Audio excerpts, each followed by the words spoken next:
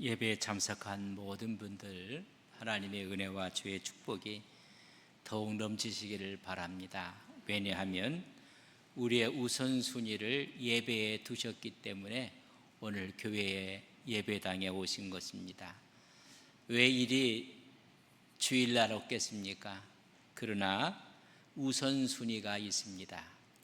특별히 예수를 믿는 사람 신앙인의 우선순위는 하나님이 있습니다. 또한 예배입니다. 하나님의 말씀입니다.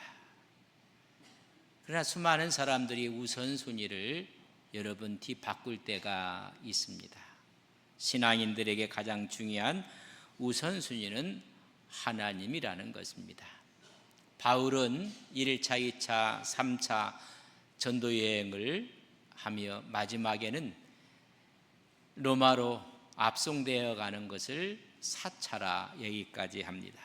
사도행전에 기록되어 있는 사도 바울의 전도 여행입니다. 그 중에 2차 전도 여행 때 바울은 계획을 세웁니다.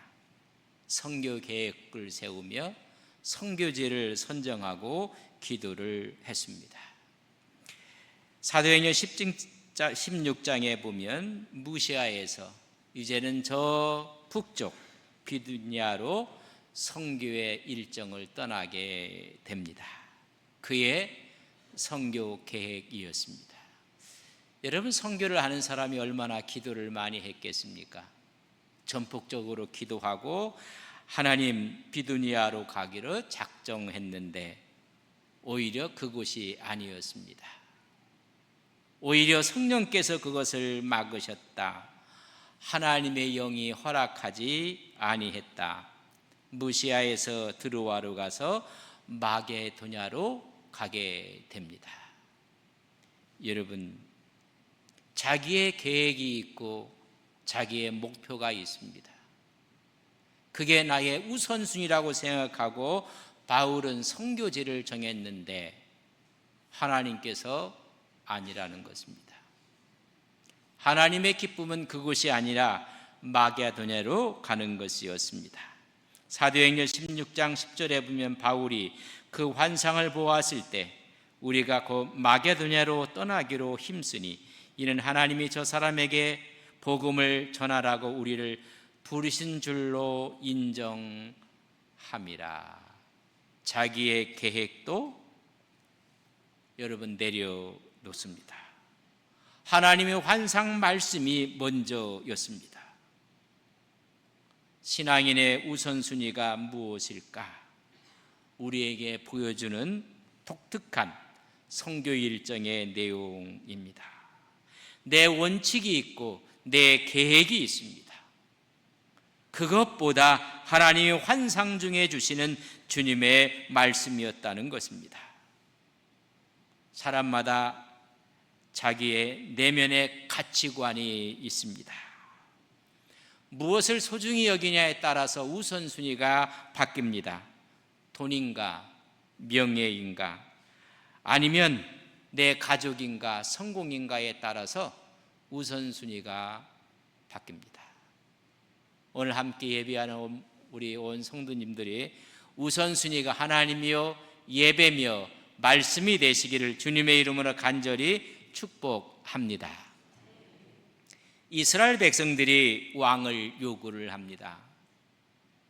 하나님께서 그들의 왕이었음에도 불구하고 자기들이 뜻과 계획을 세워서 하나님 앞에 왕을 요구를 하는 모습을 우리는 사무엘상을 통해서 지금 보고 있습니다. 우리의 영원한 왕이신 하나님을 거부하는 것입니다. 우리 인생 여정 가운데 이스라엘 삶 가운데 하나님을 배제하는 것입니다. 우리에게 왕을 세워달라고 이야기를 합니다. 사무엘상 8장 5절에 보면 그에게 이르되 보소서 당신은 늙고 당신들의 아들들은 당신의 행위를 따르지 아니하니 모든 나라와 같이 우리에게 왕을 세워 우리를 다스리게 하소서. 그들이 갖고 있는 계획과 그들이 갖고 있었던 요구사항은 왕을 세우는 일이었습니다.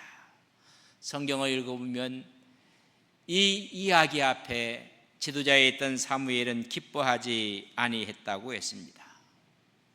우리 하나님은 너를 버리는 것이 아니라 나 하나님을 버리는 일이라고 이야기를 했습니다. 저들이 자꾸만 저렇게 요구를 하니 왕을 세우게 되면 왕정 폐해에 대해서 설명해 주라고 하나님께서 사무엘에게 이야기합니다. 사무엘이 너희들이 왕을 세우게 되면 너희들의 아들들은 다 병사로 모집되어 전쟁터에 나가서 죽을 수가 있다. 그리고 너희 딸들은 다 왕궁에 들어가서 궁녀로 그의 생을 마치게 되게 된다는 것입니다. 그뿐만이 아니라 너희들의 소득에 대해서 세금을 부과하게 될 것입니다.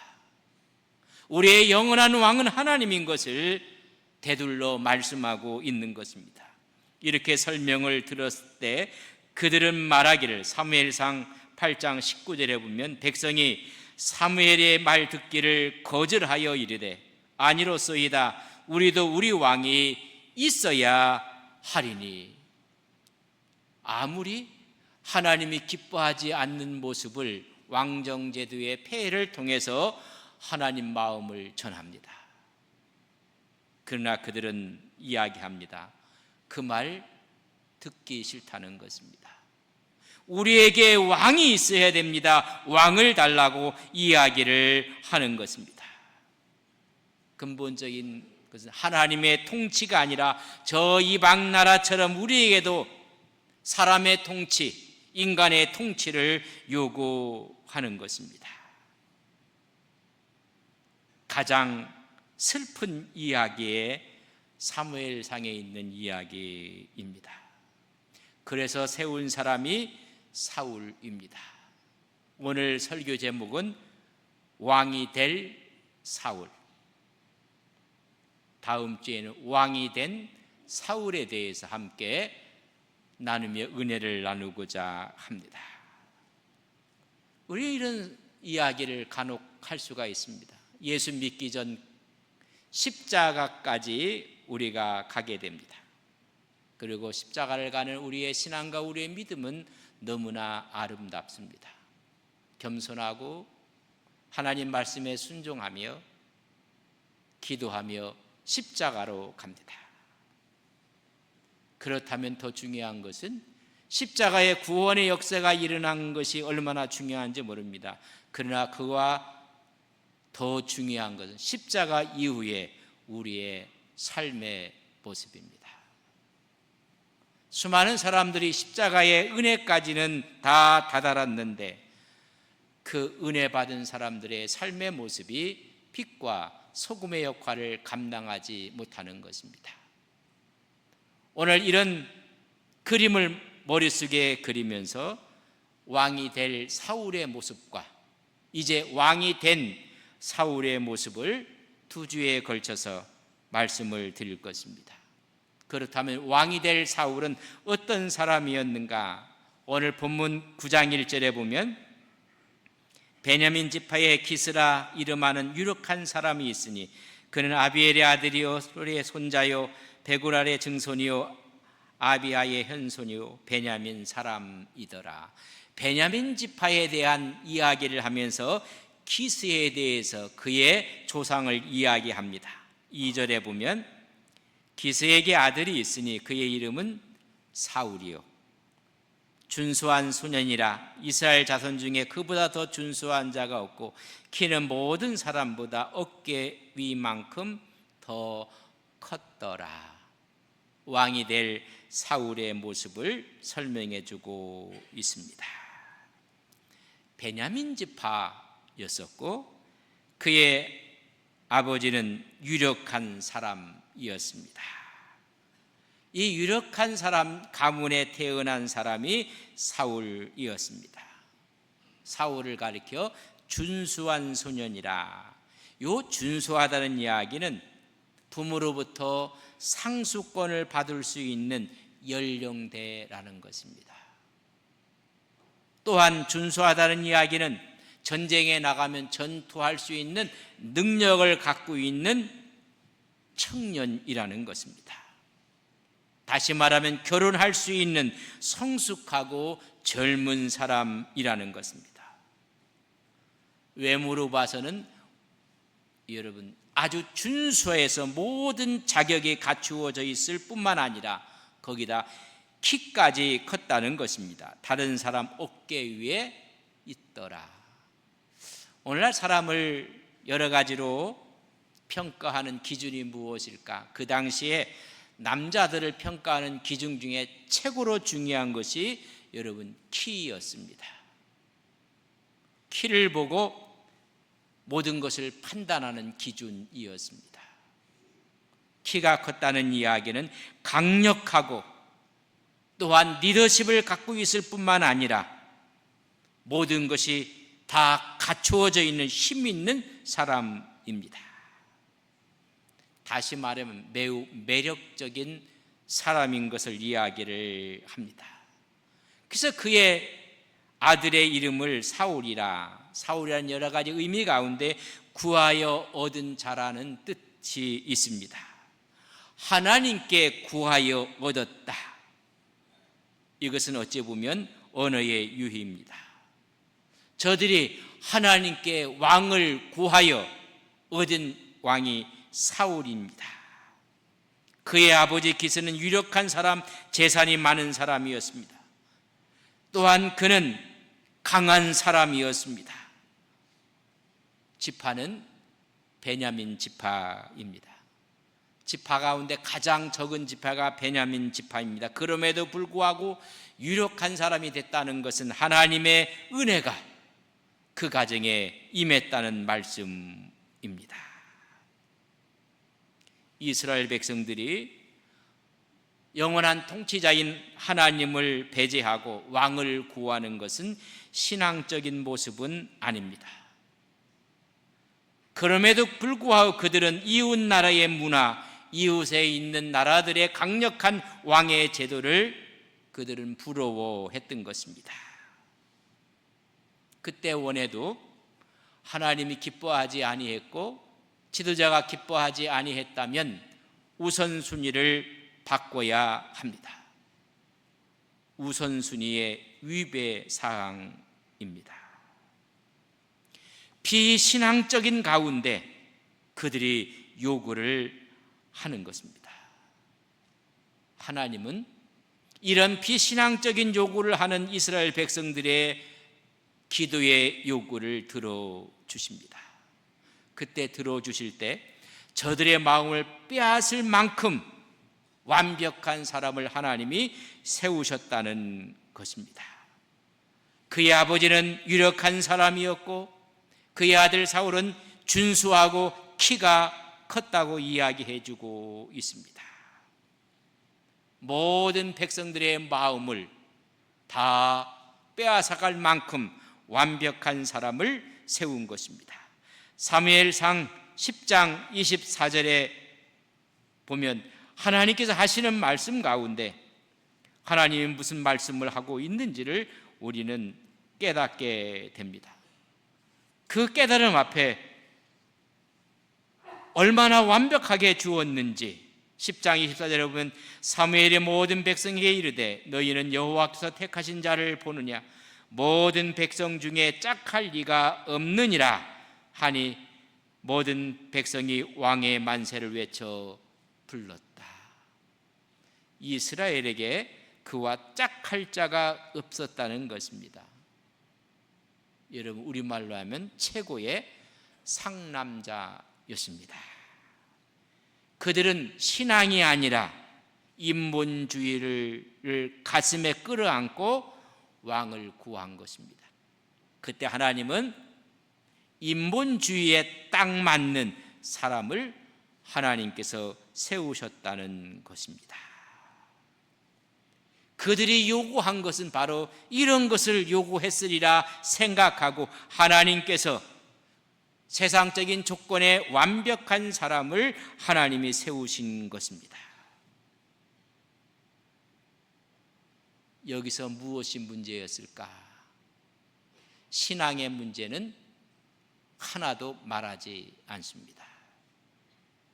하나님과의 관계도 말하지 않습니다.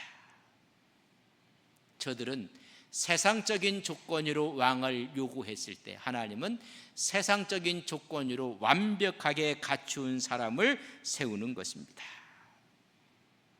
어찌 보면 뽑고 뽑아서 하나님께서 그들에게 보여주신 것입니다. 사람을 찾고 사람을 뽑을 때 우리는 여러 가지 조건들과 상황을 이렇게 보게 됩니다. 특별히 교회가 담임 목사를 청빙할 때 여러 가지 조건들을 제시하는 것을 보게 됩니다. 청빙이라는 말은 우리 교회에서 쓰는 용어고 사회에서는 그렇게 많이 쓰지 않습니다. 청할 청자를 쓰고 부른다는 빙자를 씁니다. 불러서 청하여 모신다는 것입니다. 모든 사람이 알 만한 교회에서 담임 목사님을 청빙 중에 있었습니다. 그 교회의 항존직을 만났을 때 어느 분이 담임 목사를 청빙 중에 있는데 어떻게 되고 있습니까? 라고 물었습니다. 안동에 있는 교회는 아닙니다. 더 큰 도시의 교회에 있었던 일입니다. 그러면서 수많은 사람들이 지원을 했다고 자랑을 하는 것입니다. 얼마나 많이 지원을 했는지, 그리고 거기에 박사가 수두룩하고 그래서 그걸 지금 선별 중에 있다고 이야기해요. 그래서 제가 선별해서 몇 명을 마지막까지 선별합니까? 했더니 추려갖고 한 5명 정도를 할 것이다. 그리고 나서 설교를 다 시키겠다. 이런 이야기를 해요. 그 얘기를 하자 제가 정색으로 이야기했습니다. 청빙이라는 말 쓰지 마십시오. 그때 그분이 깜짝 놀래요. 우리 교회가 청빙하는 건데 청빙이란 말 쓰시. 청빙은 간청하고 해서 모셔드리는 게 청빙인데 그 오디션 한다고 하십시오. 그 담임 목사 오디션 한다고. 그랬더니 이분이 정색을 하는 거예요. 옆에 있는 분이 내 바지를 이렇게 잡고 다녀요. 목사님, 그러니까 그만하라는 이야기예요. 아니 제가 오디션이라는 말이 틀렸습니까? 그랬더니 말이 없어요. 이런 오디션 하는 것입니다. 우리가 기도하고 하나님의 종을 모시고 무슨 가수들이 노래해서 여러분 오디션에서 사람을 뽑는 것처럼 아니라는 이야기죠. 외적인 걸 볼 수밖에 없지만 내적인 것을 볼 수가 없습니다. 여러분 결혼도 마찬가지입니다. 결혼을 할 때도 외적인 완벽한 조건에 우리는 속아 넘어가는 사람들이 얼마나 많이 있습니까?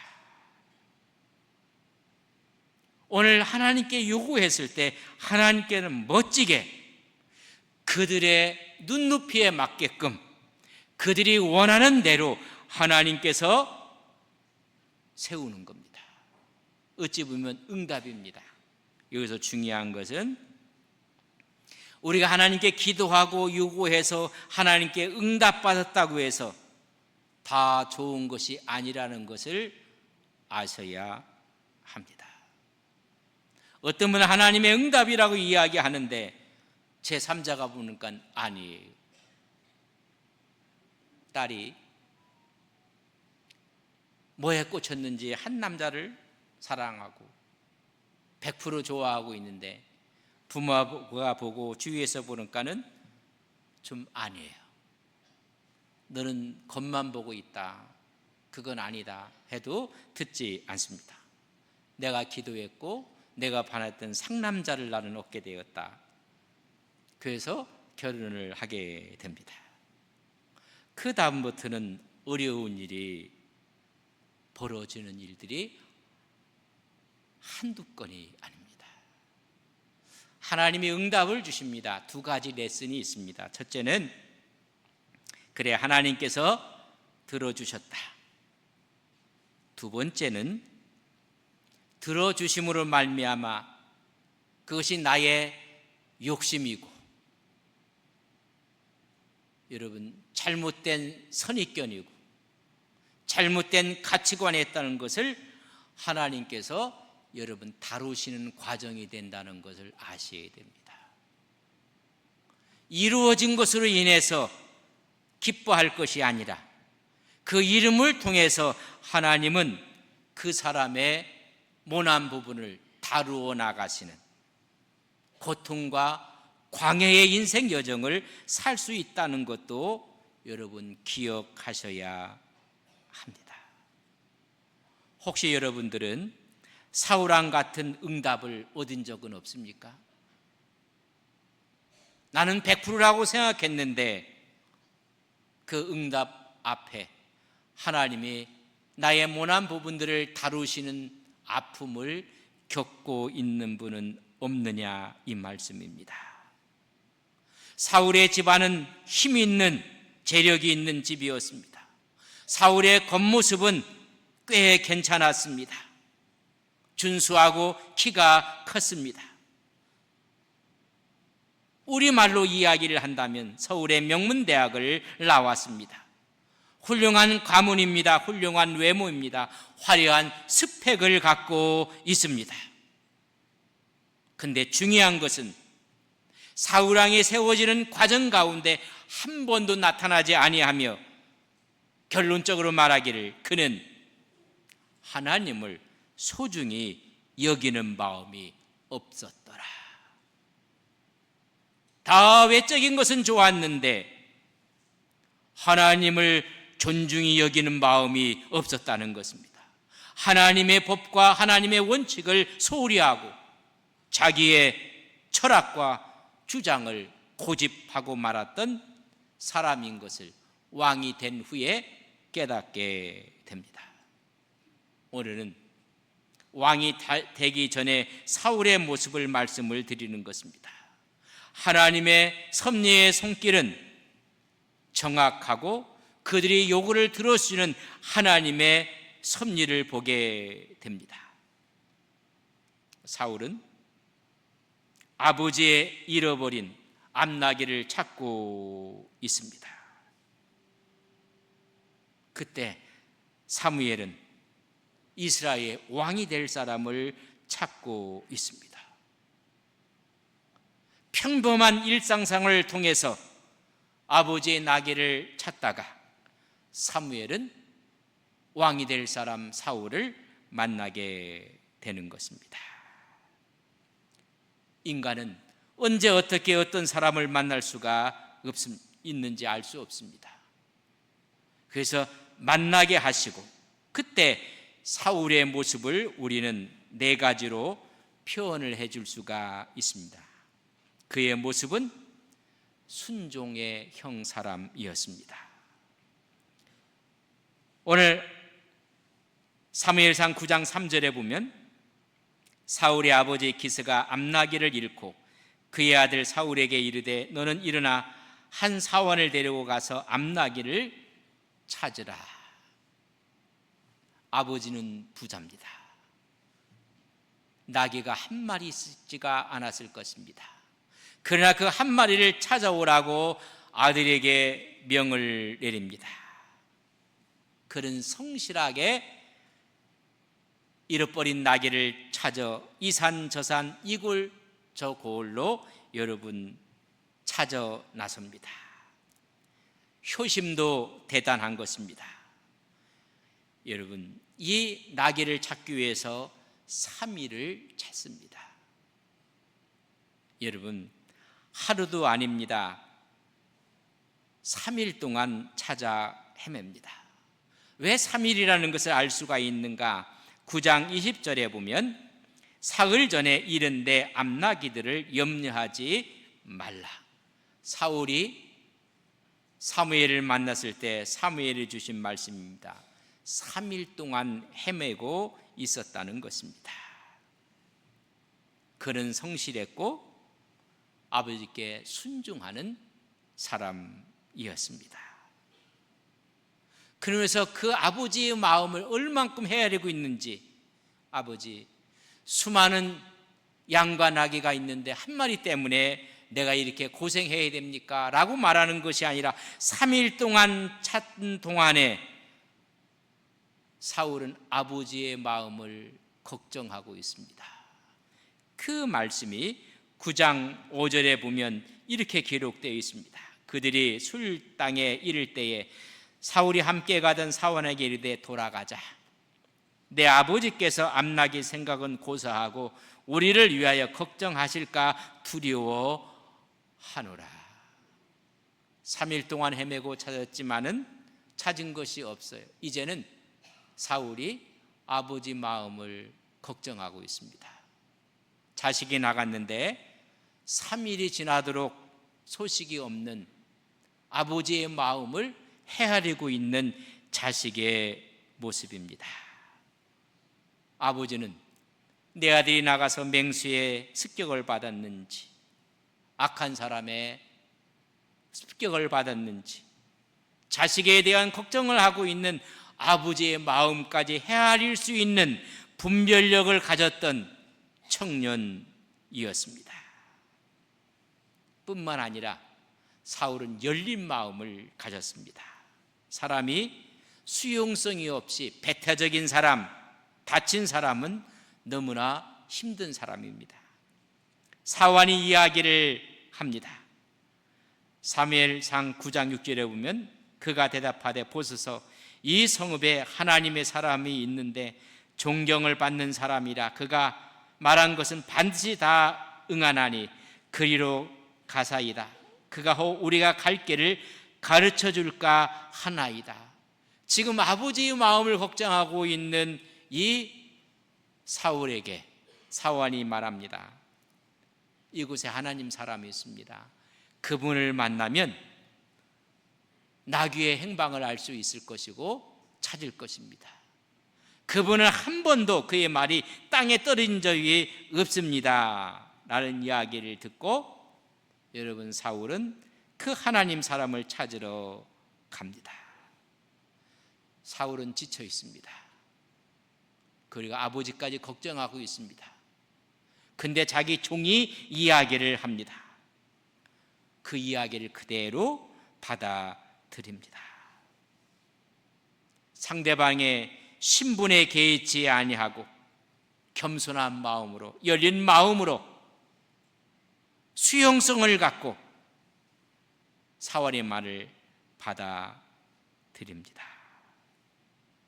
여러분, 이걸 보면 왕이 될 사울은 백성들이 요구하는 모든 조건들을 충족하고 있는 것입니다.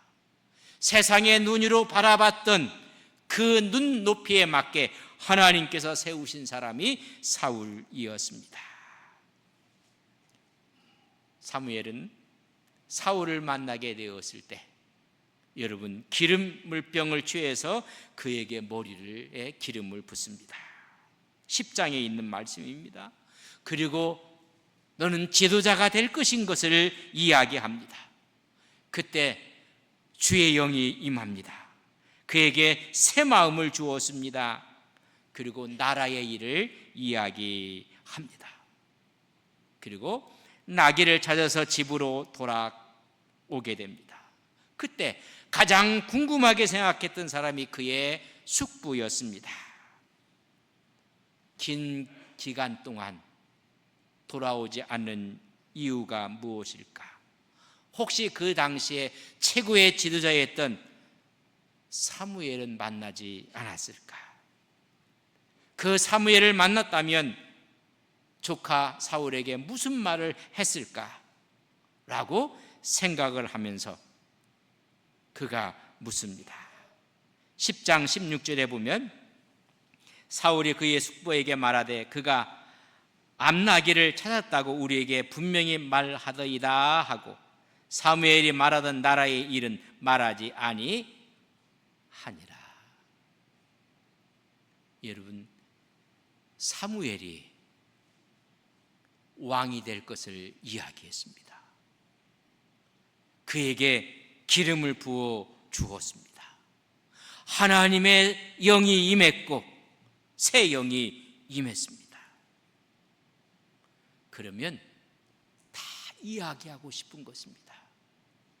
그러나 때가 되지 않았기 때문에 그는 사려 깊은 사람이었고 정말로 겸손한 사람이었습니다. 우리는 조그만 것만 있으면 여러분 입이 심심해서 가만히 못 있어요.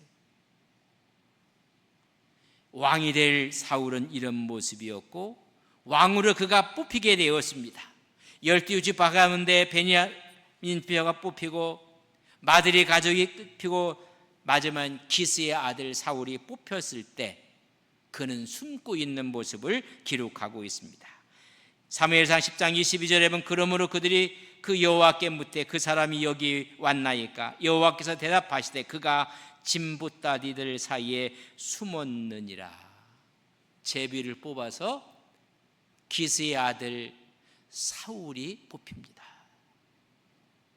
그때 그는 진보따리 옆에서 숨어있는 모습, 정말로 겸손한 모습인 것을 보게 됩니다. 또 하나의 사건이 있습니다.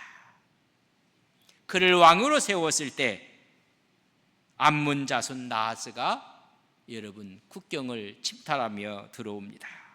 길앗 야베스를 치기 위해서 그들을 경멸합니다. 모멸감을 줍니다. 너희들 오른 눈을 다 뺀 다음에 언약이라도 할 것이라고 모욕을 하게 됩니다. 이때 불끈 일어나서 전쟁을 했던 사람이 바로 사울이었습니다. 왕으로서의 첫 번째 전쟁에 대승을 거두었습니다. 여러분 잘 생각해 보십시오. 왕으로 세울 때 백성들은 다 즐거워했지만은 반대했던 사람들이 있습니다. 그걸 성경은 불량배들이라고 이야기했는데 사무엘상 10장 27절에 보면 어떤 불량배는 이르되 이 사람이 어떻게 우리를 구원하겠느냐 하고 멸시하여 예물을 바치지 아니하였으나 그는 잠잠하였더라. 어찌 우리의 왕이 될 수가 있겠는가? 라고 반대했던 무리들이 있습니다. 그러나 승리하고 나서 사람들이 이야기를 합니다. 저 반대했던 사람 다 죽이자는 것입니다. 새로운 왕권을 확립하기 위해서 사울 왕을 반대했던 정적을 죽이자는 것입니다. 그때 사울 왕이 이야기를 합니다. 사무엘상 11장 13절에 보면 사울이 이르되 이 날에는 사람을 죽이지 못하리니 여호와께서 오늘 이스라엘 중에 구원을 베푸셨음이니라. 이 전쟁은 내가 승리한 것이 아니라 여호와 하나님께서 승리를 주셨기 때문에 이 기쁜 날 사람을 죽이지 말자. 정말로 그는 너그러운 사람이었고 이스라엘 백성들이 요구했던 왕의 자제를 다 갖고 있는 사람이었습니다. 왕이 될 사울의 세상 사람들이 요구하는 자제를 다 가졌습니다. 이건 세상적이고 인간적인 것입니다. 그러나 중요한 것은 영적인 것입니다. 하드웨어가 아무리 좋아도 소프트웨어가 잘못되면 모든 것을 그르치게 되는 것입니다. 오늘은 전반부 왕이 될 사울의 이런 모습을 보게 됩니다. 하나님께 외적이고 세상적이고 그 요구를 했기에 하나님은 거기에 다 맞춰주셨습니다. 그러나 중요한 것은 영적인 조건이었습니다. 다음 주에 이 영적인 조건을 통해서 함께 사울에 대한 전체적인 모습을 우리는 바라보며 우리 인생 여정 가운데 살아갈 때 우리의 우선순위를 어디에 두며 무엇을 중요하게 생각하게 될지를 우리로 하여금 깨닫게 할 것입니다. 다 함께